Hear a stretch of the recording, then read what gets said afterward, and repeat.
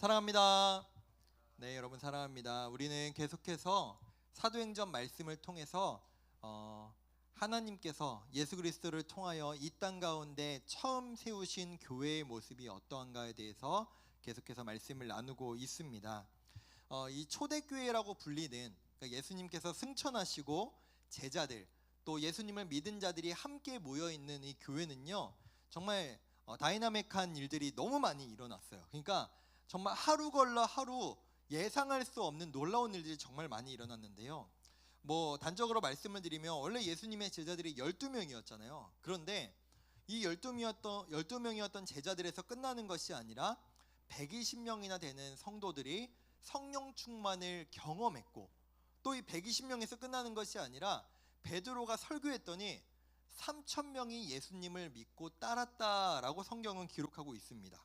그리고 그 다음에 한 번 더 설교를 했더니 5,000명이 예수님을 믿고 예수님을 따랐다. 그러니까 여러분, 지금 우리가 이 자리에 여러분이 대충 보통 40명에서 50명 정도 우리 고등부 예배를 드리거든요.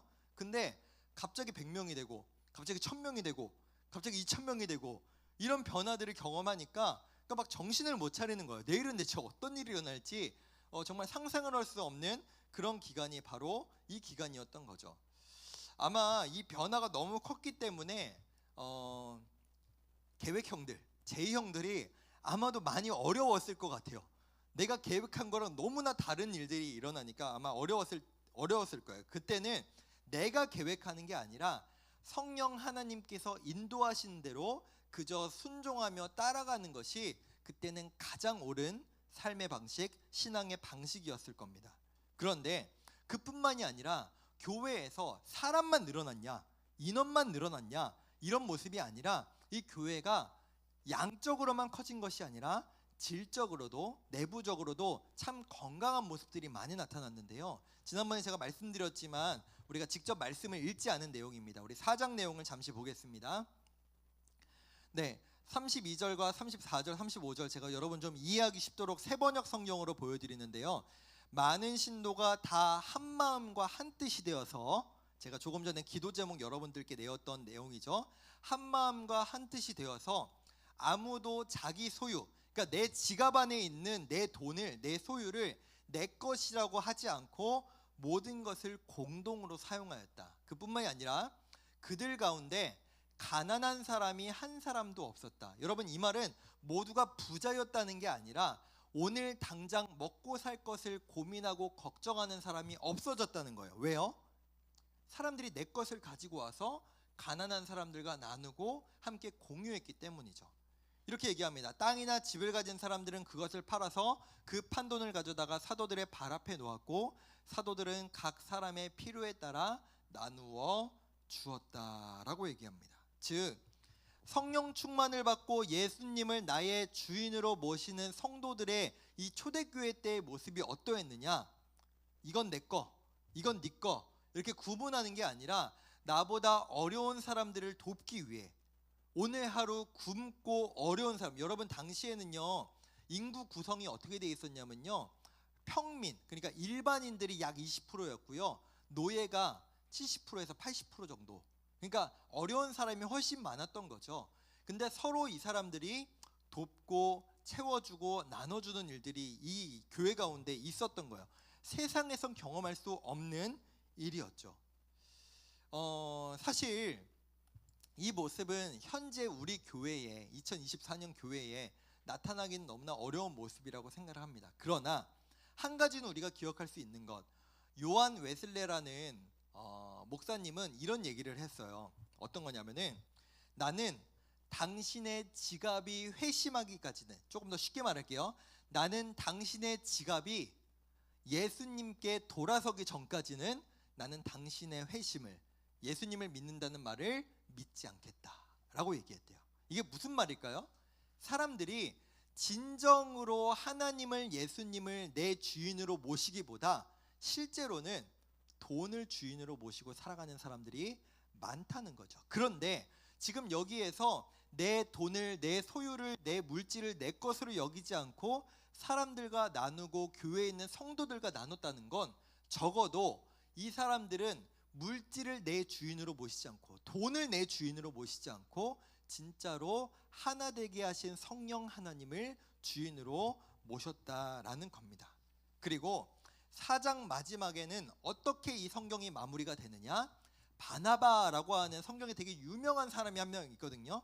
이 사람이 자신의 밭을 전 재산을 팔아서 다시 한번 교회 안에 헌금하는 모습으로 4장까지 초대교회의 모습이 마무리가 돼요. 그런데 오늘 우리가 5장을 읽었죠. 여러분, 우리가 읽었던 5장 1절에는 접속사가 등장하지 않아요. 근데 영어 성경에도 그렇고 헬라어 성경에도 그렇고 사실은 숨겨져 있는 접속사가 하나 있는데 바로 but, 그러나 라고 하는 접속사가 원래는 하나 포함되어 있습니다. 그러니까 지금 여기에서 우리가 사실 5장에 나오는 에피소드가 좀 이해하기 어려워요. 이게 대체 뭔 내용이야? 하나님은 대체 이 내용을 통해서 우리에게 뭘 말씀하고 싶으신 거지 하는 내용이 하나 나오는데 4장에서의 나왔던 내용과 5장에서의 나오는 내용을 지금 구분 지으시는 거예요. 뭐로요? 그러나, but 이라고 하는 접속사로 지금 구분을 지으시는 겁니다. 우리가 1절부터 11절까지 함께 읽었지만 우리 언어 능력이 조금 떨어지는 친구들을 위해서 제가 이 스토리를 함께 좀 말씀을 드리면은 이런 거예요. 4장에서 많은 사람들이 자기의 재산을 팔고 나누고 또 마지막으로 바나바라는 사람이 또 자기의 전 재산을 팔아서 교회에 헌금하는 모습으로 마무리가 됐잖아요. 그러니까 이게 하나의 지금 교회의 문화처럼 됐던 것 같아요. 누가 아무도 요구하지 않았어요. 근데 이 모습을 보고 한 부부가 자기의 온 재산을 팔아서 교회로 가지고 오는 내용이 성경에 등장을 합니다. 이 부부 이름이 아나니아와 삽비라였다라고 성경은 기록하고 있는데요. 근데 이 부부가 자신들이 판 전부를 가지고 교회에 가지고 온 것이 아니라 일부는 숨겨놓고 일부만 가지고 교회에다 헌금을 했어요. 그랬다가 이게 여기 성경에 아나니아가 얘기하는 부분에선 전부가 기록되어 있지 않지만 아마도 이것이 전부라고 하면서 헌금을 했던 것 같아요. 그렇게 거짓말을 했던 아나니아는 그 자리에서 죽임을 당했고 그 3시간 이후에 왔던 아내인 삽비라도 똑같은 거짓말을 했다가 죽게 되었다라고 하는 게 이 스토리입니다. 여러분, 너무 무서운 스토리 아니에요? 헌금을 삥땅 쳤어요. 지금 헌금을 삥땅 쳤습니다. 그래서 헌금을 예를 들어 이런 겁니다. 저도 초등학교 때 이런 기억이 있어요. 엄마가 헌금 1,000원 하라고 초등학교 3학년 때였는데 1,000원 하라고 헌금을 주셨는데 교회로 바로 안 가고 오락실을 갔다가 또 슈퍼를 가서 과자를 하나 사가지고 남은 동전을 헌금했던 기억이 있거든요. 여러분, 지금 생각하면 말도 안 되죠. 오락실에 가서 게임을 하고 과자를 샀는데 돈이 남는다고 1,000원을 가지고 그땐 그랬는데 어쨌든 그때 제 헌금을 삥땅을 쳤고 또 저는 중학교 때 그렇게 교회 가기를 싫어해가지고 그때도 똑같이 헌금이 1,000원이었어요. 엄마가 헌금을 1,000원을 주시면은 교회를 간다고 얘기하고 PC방으로 샜던 그 모습들이 있었습니다. 어쨌든 만약에 제가 그렇게 했던 기억을 돌이켜 보면은 저도 지금 죽어야 되는 거예요. 하나님께 드려야 되는 헌금을 지금 삥땅 치고 거짓말했으니까요. 여러분, 지금 되게 당황스럽고 한편으로는 설교하기가 참 어려운 본문 중에 하나라고 생각을 합니다. 근데 오늘 본문의 내용이 왜 설교하기가 어렵냐면은 그러니까 이거를 그냥 우리가 그저 단순하게 접근하고 이 성경의 내용을 받아들이면요 이렇게 적용할 수 있기 때문에 이런 겁니다. 여러분, 헌금 삥땅 치면 죽습니다. 하나님이 죽여버립니다. 너무 무섭지 않습니까?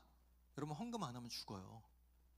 이렇게 적용할 수도 있을 것 같고 또 이렇게 여러분 한번 이렇게 생각해 볼까요? 이게 한없이 의문이 갈 수 있는 질문들이 여기서 등장하거든요. 첫 번째, 초대교회에서 재산을 처분해서 지금 하나님 앞에 교회 앞에 드리는 이 헌금의 모습은요 그 어떤 사도들, 그러니까 예수님의 제자들, 지도자들 중에 야 너희들 온 재산을 팔아서 교회에 바쳐라고 명령한 사람이 한 사람도 없었어요.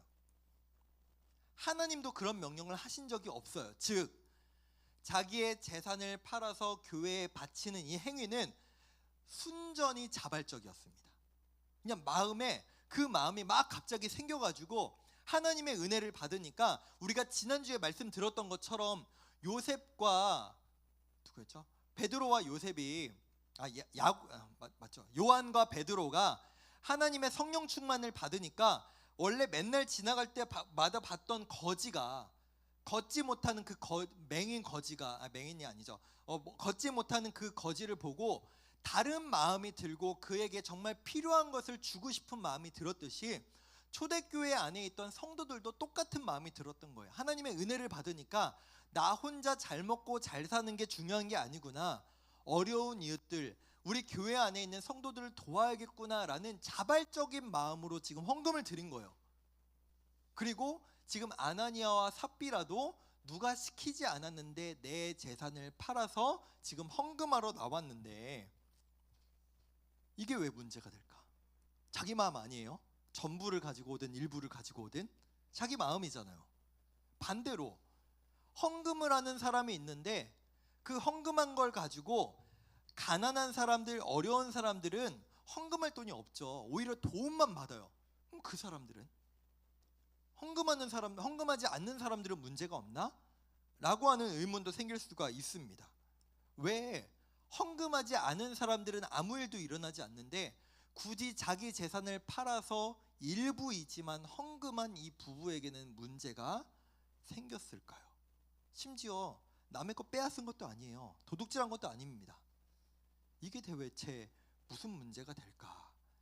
여기에서 이 부부가 문제가 되고 죽는다면 저를 포함한 여기 있는 모든 여러분은 이 문제에서 과연 자유로울 수 있습니까? 아무도 자유롭지 못할 겁니다. 그렇다면 하나님은 이 초대교회 때 일어났던 뭔가 좋은 일들만 계속 일어나고 되게 선하고 아름다운 모습들만 일어나는 이 초대교회에 갑자기 비극이 생긴 거예요. 제가 봤을 때는 이 성경을 좀 봤을 때 예를 들어 이런 겁니다. 부부가 담임 목사님을 목양실로 찾아가서 저희 부부가 이렇게 헌금을 드리고 싶습니다 라고 하는, 그러니까 목사님과 부부만 있는 이 자리에서 헌금을 드린 게 아닌 것 같아요.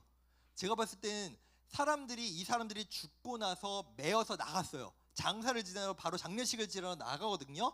그런 걸로 봐서는 지금처럼 예배 드리다가 헌금 드렸다가 거짓말해서 예배 중에 죽은 것 같아요. 충격적이죠. 이런 충격적인 일이 왜 발생할 수밖에 없는가? 여러분 오해하지 마세요. 베드로와 사도들이 이 부부를 죽인 게 아닙니다. 하나님께서 하신 건데, 하나님은 지금 이 사건을 어떠한 관점에서 바라보고 계신지 베드로의 입을 통해서 이렇게 말씀하십니다. 우리 3절과 4절 말씀을 볼게요. 베드로가 이르되 아나니아야 어찌하여 사탄이 내 마음에 가득하여. 여러분 성령 충만이 어떤 의미라고 했죠? 하나님으로 우리 마음이 가득 채워지는 것을 성령 충만이라고 말했습니다. 그런데 지금 이 아나니아와 삽비라는 무엇으로 마음이 가득했어요?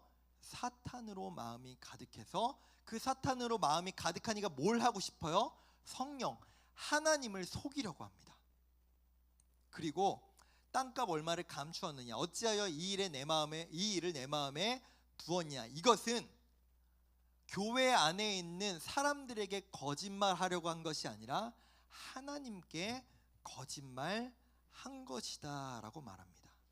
그리고 이어서 9절에서도 이렇게 얘기해요. 제가 9절은 따로 포함하지 않았는데 9절에서 아내인 삽비라에겐 이렇게 얘기합니다. 너가 주의 영, 성령 하나님을 시험하려 했다, 속였다, 거짓말했다 라고 말합니다. 즉 여러분 여기에서 아나니아와 삽비라가 죽은 이유는 그냥 헌금 삥땅 친 거 정도 때문에 죽은 게 아니에요. 거짓말한 것 때문에 죽은 게 아니에요. 그 마음에 사단이 가득했고 처음에 이 부부가 함께 대화를 나누고 논의해서 우리가 모든 재산을 팔아서 교회에 드리자. 그런데 거기에 전부 드리지 말고 일부만 드리자라고 했던 그 모든 과정과 의도와 마음 가운데 하나님이 주시는 그 마음이 있었던 게 아니라 사단이 주는 마음이 가득했다. 동시에 이 부부가 어떤 마음을 가졌을까요? 우리가 이렇게 하면 아무도 모를 거야. 하나님도 우리의 거짓말에 속을 거야 라고 생각했던 그 마음이 이 부부에게 가장 큰 문제가 되었고, 하나님께서는 그 마음을, 그 의도를 문제 삼고 계신 겁니다.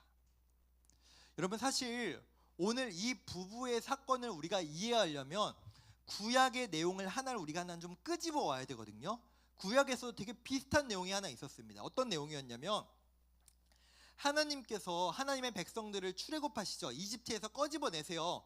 그들을 구원하시고 약속을 하세요. 내가 너희에게 기름진 땅을, 젖과 꿀이 흐르는 땅을 내가 너희에게 선물로 줄 것이고 너희는 그곳에서 나라를 세울 거다라고 말씀하시고 약속하세요.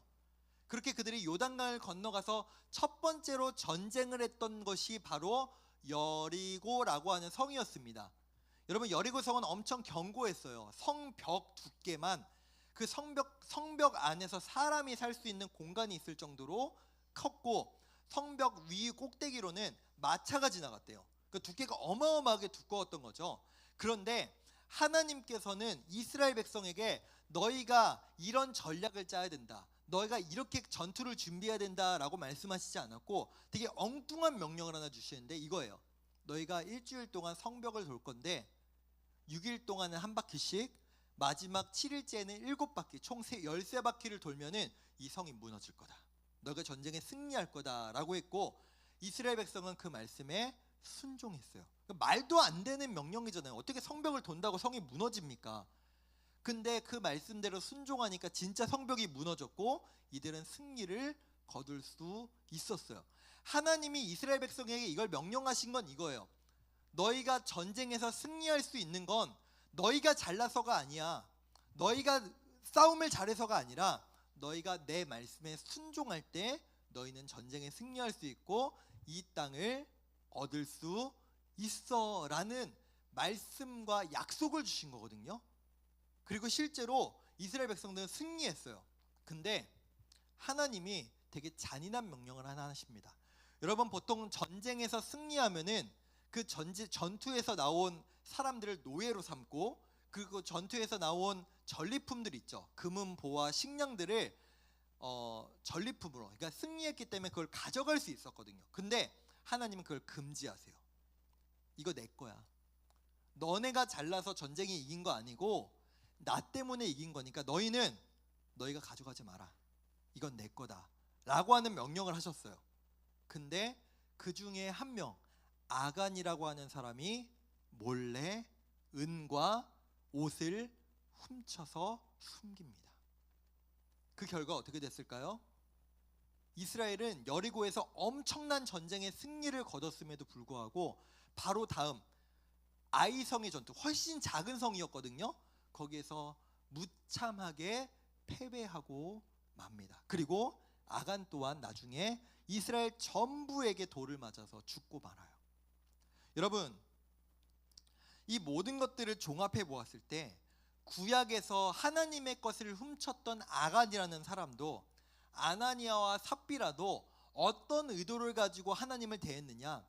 내가 하나님께 거짓말할 수 있다, 내가 하나님을 속일 수 있다, 내가 내 이익을 위해, 내 유익을 위해서 하나님을 마치 없는 것처럼 여기고 행동할 수 있다라고 하는 의도가 있었던 겁니다. 아마도 아나니아와 삽비라는 자신들의 재산을 팔아서 교회에 드렸을 때 사람들로부터 얻는 칭찬과 사람들의 인정을 받고 싶었을 거예요. 그런데 온 재산을 다 드려버리면 우리께 남는 게 없으니까 일부를 숨겼죠. 즉, 이 교회를 통해서 받으셔야 되는 하나님의 영광을 지금 아나니아와 삽비라는 도둑질한 거예요. 하나님이 영광 받으실 게 아니라 내가 그 영광을 빼앗아 가로채는 그 죄를 저지르고 만 겁니다. 아간 또한 마찬가지죠. 하나님이 모든 전쟁을 승리로 이끄시는데 그 하나님을 신뢰하지 않았고 그래도 아깝게 내 것 조금은 가져야 되지 않겠어 라고 하면서 내 일부의 유익을 훔쳐갑니다. 이처럼 하나님께서 마땅히 받으셔야 되는 그 영광과 그 모든 높임을 사람이 가져가려고 하는 이 마음은 하나님이 뭐라고 말씀하신다?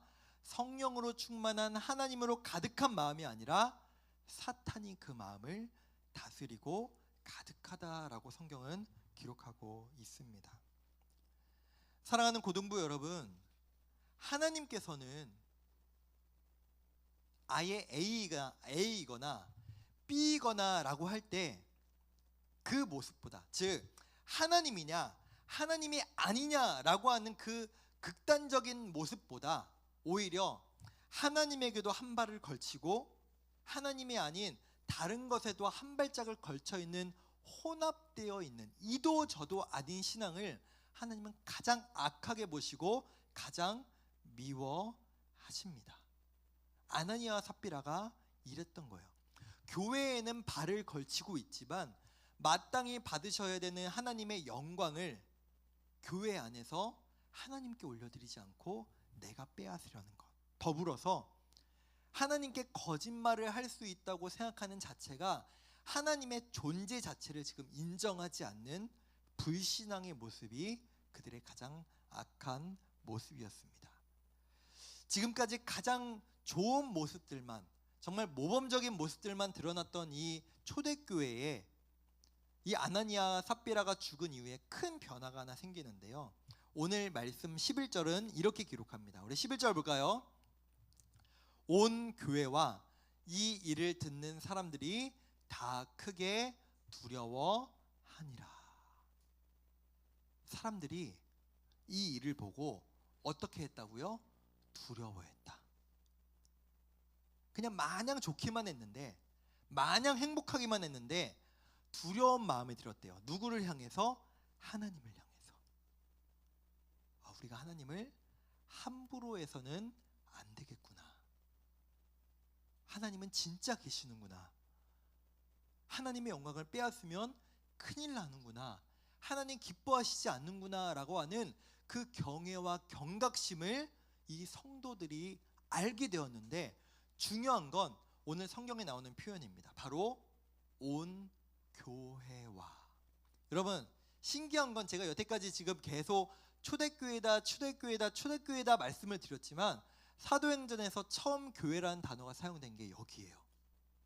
즉 하나님께서 이 초대교회 가운데 많은 놀라운 일들이 일어나고 많은 사람들이 교회로 모이고 많은 사람들이 정말로 선한 모습으로 하나님의 성령 충만을 받은 모습으로 자신의 것을 나눴지만, 이 교회가 정말로 교회라고 하나님께 부름을 받고 인정받는 모습이 언제 나타났느냐?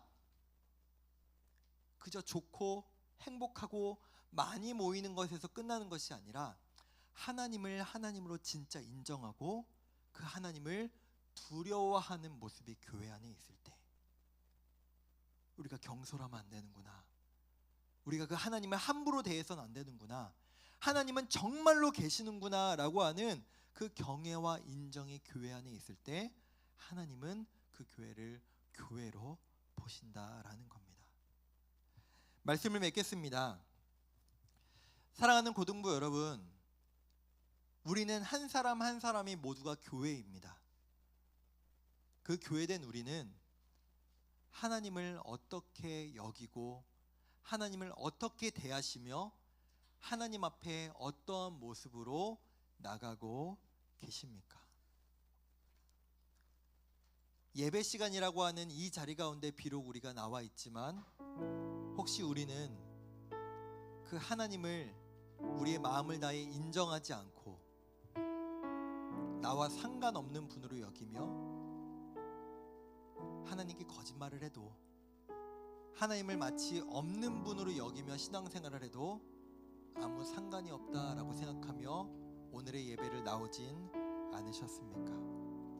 사랑하는 고등부 여러분, 우리가 하나님의 참된 교회로 인정받기 위해서, 또 우리 공동체가 하나님 앞에 올바른 모습으로, 사단이 내 마음, 우리 교회를 다스리는 것이 아니라 하나님이 다스리시는 그 모습으로 나아가기 위해서는 하나님 앞에 형식적인 모습이 아니라 내 마음을 다해, 내 전심을 다해 하나님을 하나님으로 인정하고 하나님의 영광을 빼앗는 것이 아니라 그분 앞에 모든 영광을 올려보낼 수 있는 저와 여러분들, 또 우리 일성교회 고등부 되기를 간절히 소망하고 축복합니다. 우리 그 마음으로